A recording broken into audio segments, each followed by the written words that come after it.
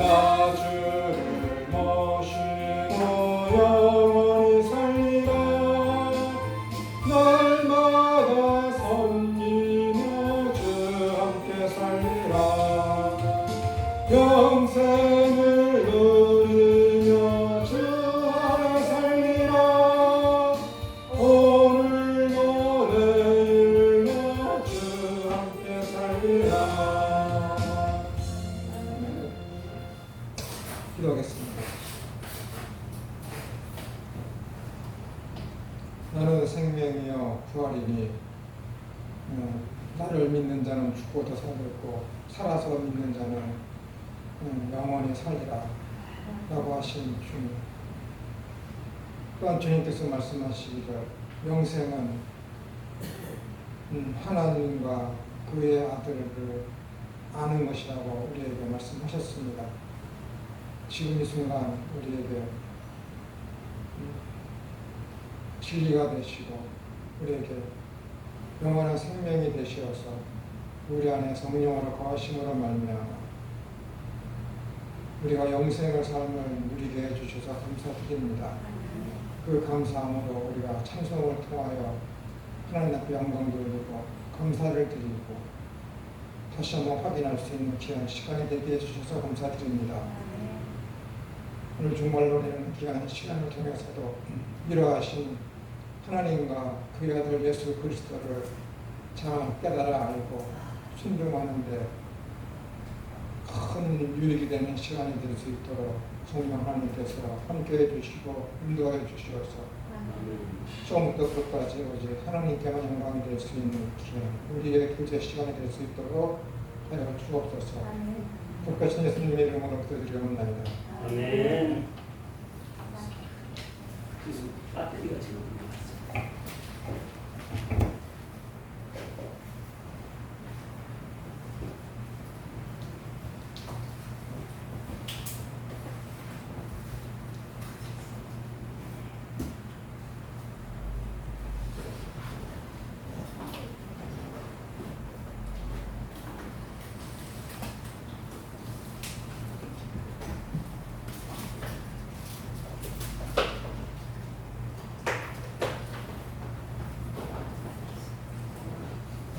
목사님처럼 체격만 조금 좋으면 좀 체격이 너무 작아.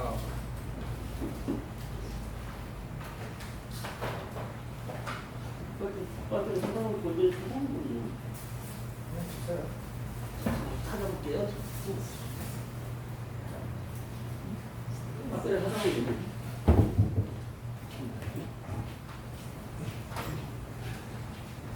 때가 때이니만큼 주일에 예배당에 안 가는 사람들이 굉장히 많잖아요. 훨씬 더 많죠. 훨씬 더 많죠.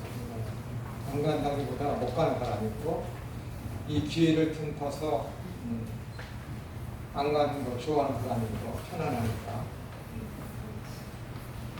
그래서 요즘에는 이제 이미 수백 년 동안 사람들이 신학적으로 논의되어 온 것이지만은 안식일과 주일에 대한 그 차이, 개념, 동일한 것인가, 차이가 있는 것인가, 주일이 안식일을 그대로 승계하는 것인가, 형식적이며 의식적이며 그런 것까지도 이 주일이 구약의 안식일 개념을 그대로 승계하는 것인가, 영적인 것만 승계하는 영적인 것, 새로운 영적인 의미가 부여한 그런 의미로 주일을 지켜야 되는가, 그런 안식일과 주일에 대한 개념에 대해서 다시 들붙고 있죠.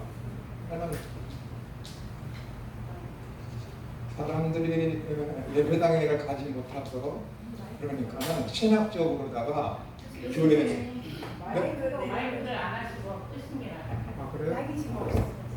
목소리가 분산돼서. 신학적으로다가 그런 것을 더 논의할 수 있는 또 환경이 조성이 됐습니다. 그래서 좀 더 교회가 교회답게 바람직한 길로 나아갈 수 있는 신학적인 그런 뭐라 그럴까 연구와 반성, 그다음에 앞으로 나아갈 길에 대해서 논의할 수 있는 환경이 조성되었다. 이 시기에 이런 종말론이나 베리칙과 666과의 관계, 그다음에 천년왕국에 대한 개념, 믿음에 대한 근본적인 개념, 그다음에 예배에 대한 근본적인 개념, 그리고 지금 말씀드린 주일 성수에 대한 개념, 이 팬데믹이 종료된 이후에 이러한 것들에 대해서 신학적으로 제대로 잘 정립이 되면은 성경에서 말씀하고 밝히는 부흥, 리바이벌, 초대교회로의 그런 아름다운 교회로의 모습으로다가 교회 개혁이 일어날 수 있지만은 어떤 종파에 휩쓸려서 종교 간의 어떤 그런 종파의 기득권을 유지하기 위한 그런 토론으로다가 이것이 나아가게 되면은 오히려 고맙습니다. 오히려 교회는 더 타락하는, 다시는 일어설 수 없는 엉망진창의 그런 환경으로 놓일 수밖에 없는 시대가 오게 될 것입니다. 여러분들은 주일 성수 하면은 이 성수라는 개념을 어떻게 받아들일지 모르겠지만은 대부분의 교회와 목사님들, 그다음에 개신교, 개혁 측에 속해 있는 개신교 이런 목사님들은 이 주일에 대해서 그냥 지키는 것이 아니라 주일 성수라는 개념을 꼭 넣죠. 성수. 근데 성경에는 이 성수라는 개념이 없어요. 구약의 안식일에 대해서는 성수, 이날은 반드시 거룩하게 구분해서 지켜야 된다라는 것은 구약의 안식일 개념에는 있지만은 신약에 와서는 이 안식일이 영적으로 주일이라는 제8일에 월요일에 예수님께서 부활하셨으니까는 안식 후 첫날 주님께서 부활하셨기 때문에 제8일이라고 할 수 있죠. 8일에 주님께서 부활하셨죠.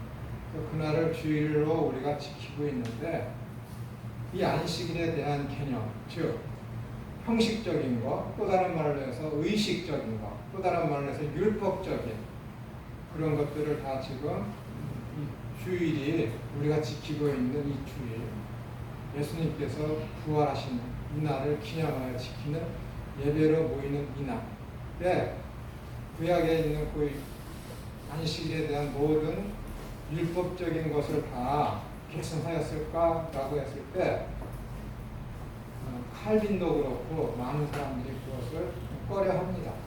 꺼려해요.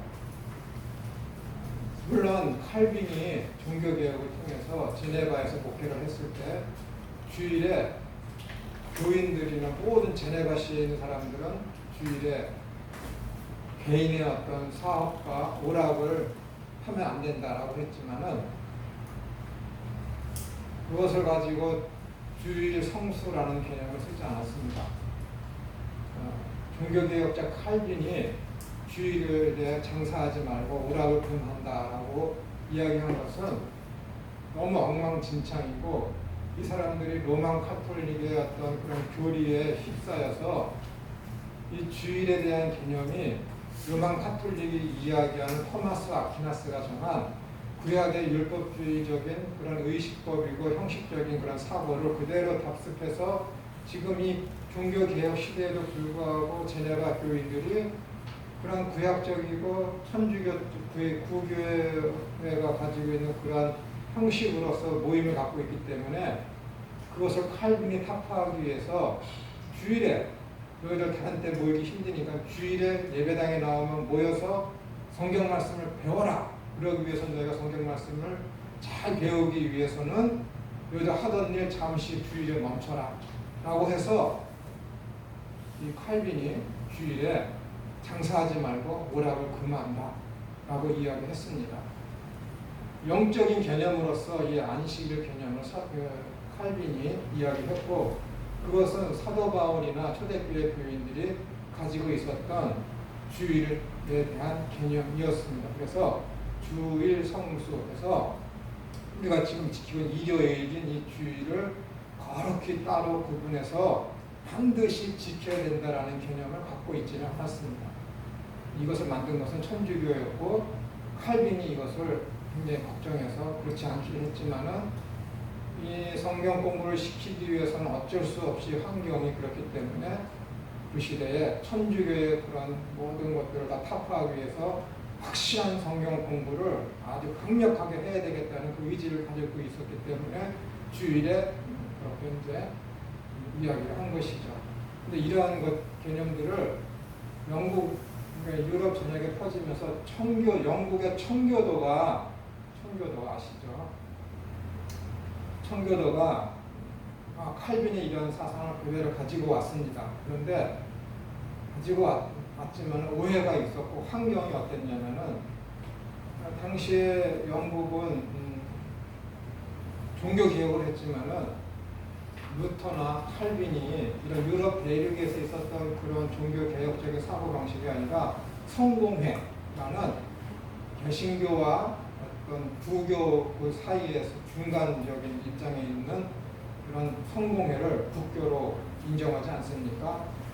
그러면서 제임스 1세 같은 왕은 주일에 모든 오락을 다 해도 된다라고 공표를 했어요. 그래서 모든 영국의 교회 목회자들은 내가 지금 이 말을 칙령으로 내려라 그래갖고 주일에 그동안 모든 오락과 그런 것을 금했지만은 이제는 세상이 바뀌었으니 모든 사람들은 주일에도 모든 오락을 할 수 있고 스포츠를 할 수 있다. 그래서 교회 예배가 끝나면은 바로 성적으로 문란한 연극을 교회 그 강단에서 바로 했습니다. 왕이 이렇게 교회 칙령으로 내렸기 때문에. 교회가 그렇게 문란해지니까는 당시에 그런 것에 대해서 거부감을 느꼈던 사람들이 청교도들입니다. 그 청교도들이 제임스 1세 그 왕인 그 아들이 왕이 되었을 때 강력하게 주장을 합니다. 교회가 이래서는 안 된다.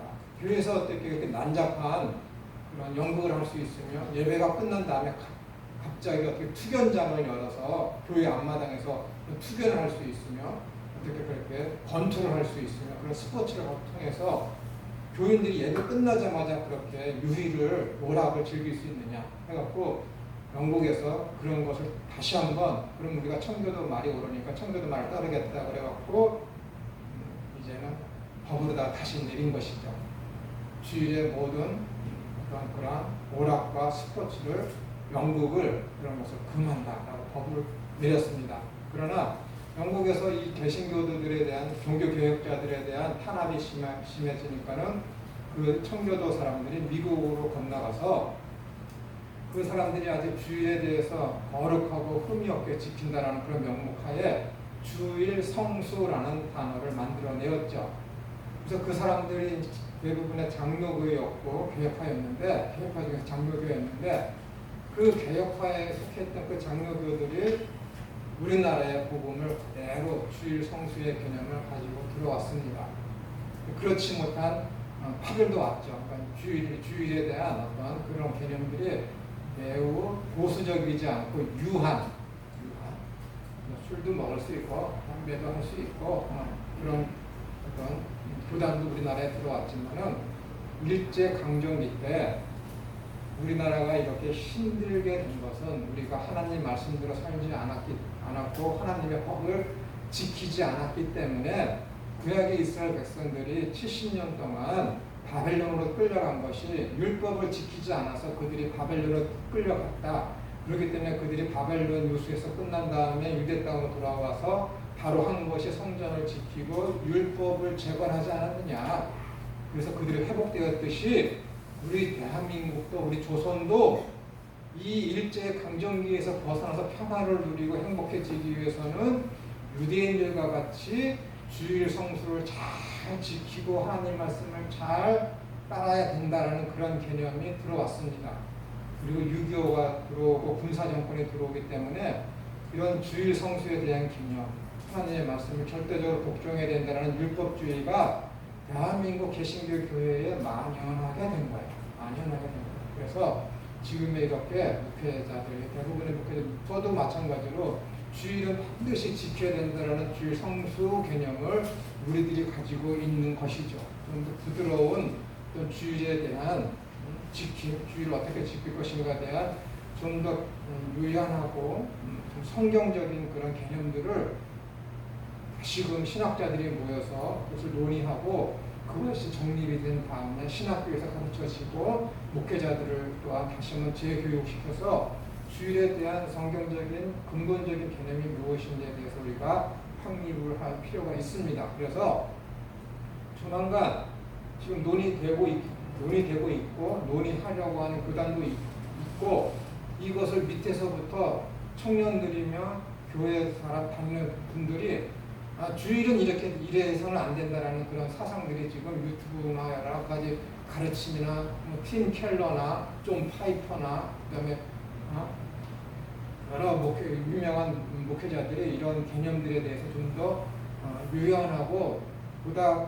복음적인 그런 개념으로다가 우리가 확립해야 된다라는 운동을 지금 하고 있기 때문에 아마 조만간 수년 내에 10년 사이에 이렇게 이제 팬데믹 이제 코로나 위드 코로나 해갖고 함께 할 수 있는 그런 시대가 되면은 여러분들이 지금 가지고 있는 이 주일 성수에 대한 이 개념이 오늘 약간 수정을 해야 되는 그런 시기가 올 수도 있습니다. 그러나 특히 세계에서 가장 개신교 중에서 한국이 가장 보수적이기 때문에 한국 교회는 굉장히 제가 볼 때는 부정적으로 제가 보고 있습니다. 그래서 이 주일에 대해서 주일 성수, 그러니까 여러분 성수라는 이 개념은 굉장히 율법주의적이며 보수적이며 그 다음에 구약적인 개념이 거기에 청교도들에서 숨어 들어가 있는 것이다. 사도 바울이 가지고 있었던 그 개념하고 그것을 이어온 어떤 종교개혁자들이 가지고 있었던 이 주일에 대한 그 개념이 그 성수라는 개념은 없어요. 성수라는 개념은 없습니다. 성수.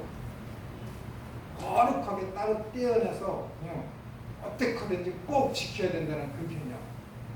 그 개념. 사도 바울이 복음을 증거하고 그랬을 때 그 달에 사도행전을 보시게 되면은 복음을 증거하고 유두고가 그 기둥 위에서 설교를 듣다 떨어진 날에 대해서 그날을 뭐 안식 후 첫날이니 그런 말을 하지 않고 한 날에 첫날, 한 주에 뭐 첫날 그런 식으로 표현했지 주일, 주님의 날 그런 식으로다가 성경에서는 표현하지 않았습니다. 성경에서는 주님의 날 하면은 무슨 날이냐면은 모든 날이 주님의 날이에요. 한 주만 한 주에 한 날만 주님의 날이 아니에요. 예수님께서 안식일에 병자를 고쳤을 때 막 따지고 묻잖아요. 나 어떻게 안식일에 네 제자들이 밀밭에서 밀을 까불어서 먹는데 가만히 두냐. 너 왜 안식을 범했어? 라니까는 인자는 안식일의 주인이니라. 마태복음 12장과 누가복음 6장에서 얘기하죠. 근데 마가복음 2장에서 뭐라 그래요? 인자는 안식일에도 주인이다. 다른 말로 하면 인자는 또한 안식일의 주인이다. 인자는 모든 날의 주인이니라.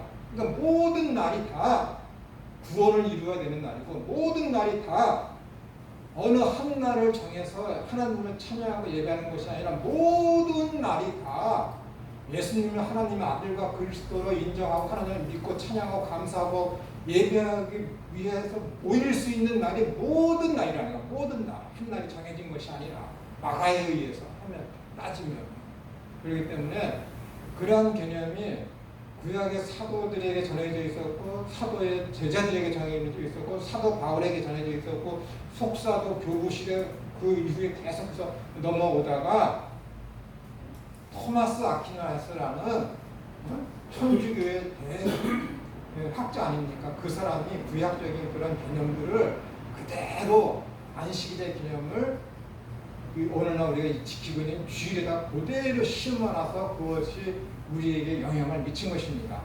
그렇기 때문에 이 문제, 이 주일에 대한 이 개념과 안식에 대한 이 개념은 반드시 영적이며 성경적으로다가 짚고 넘어가서 재정립할 필요가 반드시 있습니다. 그래서 어떤 사람은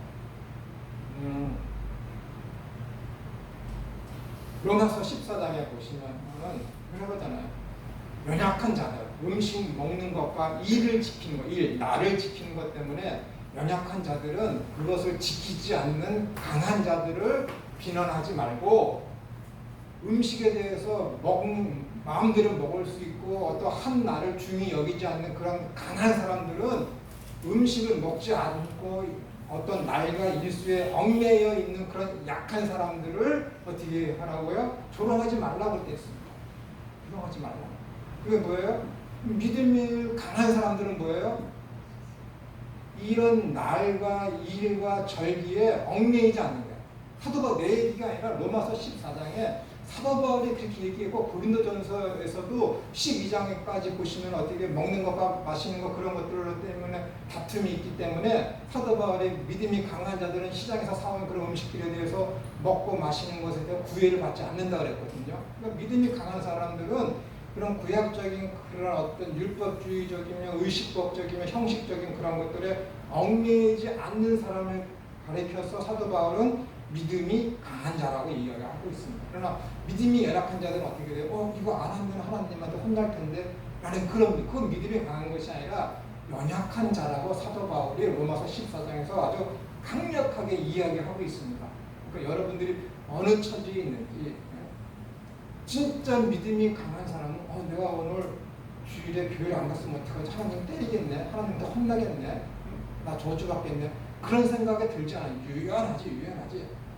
그렇지만 안 갈 수는 없어. 안 갈 환경을 조성하지 않아.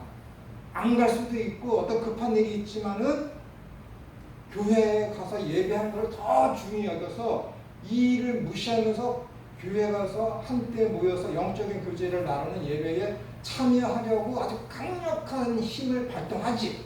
믿음이 좋은 사람들은. 그런데 어쩔 수 없는 상황이 되어서 못 가게 돼도 두려워하지 않는 거예요. 이게 로마서 14장에서 믿음이 강한 자들이라는 그 날과 일과 절기에 얽매이지 않는 자, 그들은 믿음이 강한 자다라는 사도 바울이 에 대한 이야기를 복음적으로 우리가 받아들이는 거예요. 이 개념을 이 안식일과 주일 개념에 오늘날에 이 교회 시대이며 성령 시대이며 은혜 시대인 이 시대의 그것을 우리가 잘 받아들여서 우리에게 접목을 시켜야 되는 것이죠. 그러니까 지금 이런 운동이 신학자들 가운데서 토론하려고 하고 있고 이런 운동이 신학자들이 하려고 하는 것이 아니라 이 코로나 이 팬데믹 시대가 되니까는 사람들이 반드시 교회 가서 예배해야 되나요? 반드시 대면 예배를 해야 되나요? 이렇게 온라인을 통해서 예배하면 하나님이 안 받아주시나요? 라고 하니까는 이 예배에 대한 재정립성이 필요하기 때문에 이 이야기는 코로나가 오기 이전부터 2015년부터 이 유튜브라는 것이 아주 그냥 세계에 이렇게 어떻게 누구나가 다 할 수 있는 그런 상황이 됐기 때문에 그리고 교회에서 유튜브로다가 예배한 것을 이렇게 올리니까는 2015년부터 대한민국에 급격하게 퍼졌습니다. 그래서 2015년부터 자꾸만 이렇게 문제라기보다도 질문을 해온 것이 나는 우리 교회 담임 목사님 설교보다 어느 교회 목사님 설교가 더 좋은데 그 설교를 듣고 그건 이제 지난 설교지. 몇 달 전에 했던 설교든지 지난주에 했던 설교든지 그 설교를 교회 가지 않고 집에서 TV나 유튜브를 통해서 보면서 예배하는 거. 내가 다니고 있는 이 교회 목사님보다 이 교회 목사님의 설교가 더 좋기 때문에 이런 질문들이 자꾸 올라오다 보니까 이것이 어떻게 해서 우리를 위로부터의 운동이 아니라 내가 다니는 교회 목사님의 설교에 한계성을 느끼는 거야. 연구하지도 않고 뭐 하지도 않으니까 한계성을 느끼기 때문에 아래에서부터 운동이 일어나기 시작한 거야. 아래에서. 이게 무서운 거예요. 위에서부터 이렇게 하려고 그러면 아래에서 저항이 일어날 수도 있지만은 아래에서부터 이렇게 쭉 퍼지면서 들고 일어나면은 위에서 누르면은 저하운동이라는 거예요. 그렇게 큰일 나는 것입니다. 그렇기 때문에 이 유튜브를 통해서 이미 6, 7년 전부터 정확히 2015년부터 유튜브에서 그런 질문이 계속해서 올라오다가 지금 이렇게 코로나 팬데믹을 인해서 이제는 아래에서부터 풀었던 이 운동을 저항할 수 없기 때문에 신학자들이 모여서 이 이야기를 지금 하려고 하는 것이죠. 그래서 저번 주 금요일에 팀 켈러라는 미국의 뉴욕 맨하탄에서 목회를 하는 목사님이 있습니다. 그분에 대한 심포지엄을 총신대에서 거기에서 열었습니다. 그래서 그것에 대해서 그분의 설교와 그분의 목회 방침에 대해서 어떻게 해서 이 시대에 이런 팬데믹 시대이며 이렇게 뉴욕 세계 심장부라고 할 수 대도시 최고의 도시라고 할 수 있는 뉴욕, 그 중에서 맨하탄에서 이렇게 설교를 하고 교회를 이렇게 하는데 6, 7개의 교회를 이렇게 또 개척하고 하루에 수천 명이 모이고 이 팬데믹 시대에, 그리고 한 번 접속하면 수만 명이 그분의 설교에 집약해서 들을 수 있을까 해서 그분의 설교와 목회에 대해서 심포지엄을 지난주 금요일에 열었습니다. 그것에 대한 교환도 저도 다운받아서 가지고 있는데, 목회를 목회하시는 분이라면 이 시대에 우리가 어떻게 하는 것이 청중들, 교회에 나오는 이 교인들에게 하나님의 말씀을 제대로 증거하며 이 시대에 필요한 하나님의 메시지가 무엇인지를 간파할 수 있는 것이죠. 그래야 되는 거예요. 여러분들, 설교라는 것은 이 청중과 내가 동떨어진 게 아닙니다. 하나님의 말씀은 나를 통해서, 선지자인 나를 통해서, 메시지 전달자인 메신저인 나를 통해서 이 청중들에게 전하는 것이기 때문에 청중들의 어떤 문화적인 배경과 그들의 심리 상태와 생활 환경을 무시한 상태에서 설교를 하면 설교가 아닙니다.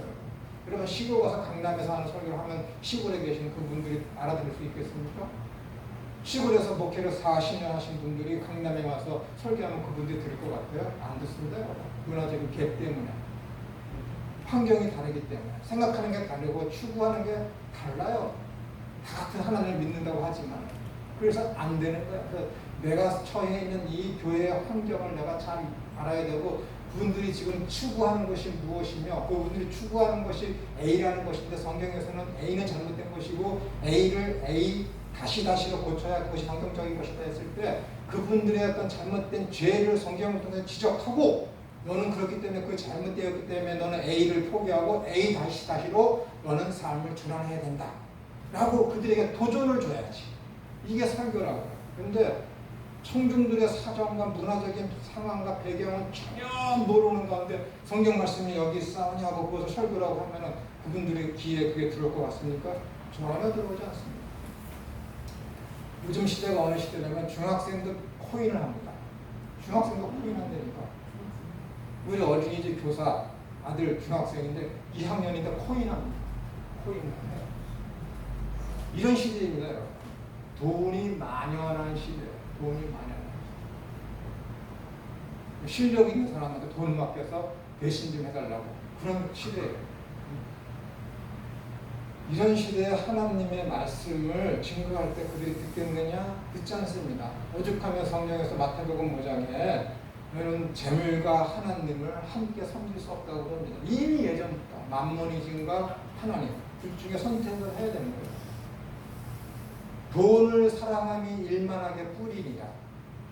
돈이 없으면 못 사는 거 어떻게 합니까? 그럼 돈을 사랑함이 일만하게 뿌리라는 것은 뭐예요? 돈을 사랑해.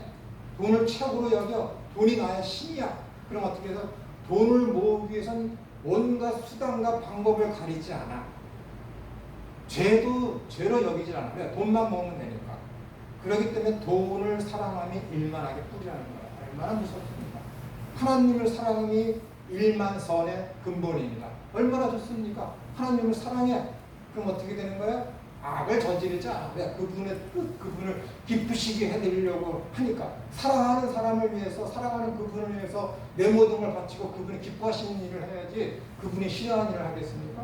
그러니까 하늘의 보화를 쌓기 위해서 최선을 다하는 거지. 눈이 띄이는 거지. 성한 눈을 갖게 되는 것이지. 저는 모든 지금 이 코로나와 함께 이 팬데믹 시대이기 때문에 모든 신학적인 사상, 여러분의 믿음, 이런 주의, 헌금 모든 개념들이 성경적으로 복음적으로 여러분 바뀌어야 됩니다. 그렇지 않고서는 여러분 그 누구야? 조금 전에 얘기했던 그 팀 켈러라는 그 목회자대로 너희의 정체를 드러내라는 거야. 너 진짜야 가짜야? 진짜야 가짜야? 참 그리스도인은 그리스도인으로서 살아가는데 필요한 걸 구해요. 참 그리스도인은 그리스도인으로서 살아가는데 필요한 걸 구해요. 필요한 거. 그게 뭐예요? 너희는 먼저 그의 나라와 그의 의를 구하는 사람이 되는 거야. 근데 내가 그리스도인이라는 거야. 교회 열심히 나오는데 구하는 건 뭐야? 이 땅에서 살아가는데 필요한 거야. 살아가는데 필요한 걸 구해. 그리스도인으로서 살아가는데 필요한 것이 아니라 그냥 이 땅에서 내 육신, 내 가족, 내 몸뚱아리를 위해서 필요한 것들을 구한다니까. 그건 가짜라는 얘기입니다. 가짜라는 얘기. 얼마나 목회자들도 그러는 거예요, 여러분. 목회자들도 자기의 어떤 생계 유지를 위해서 하는 분들 있습니다, 여러분. 그거 가짜.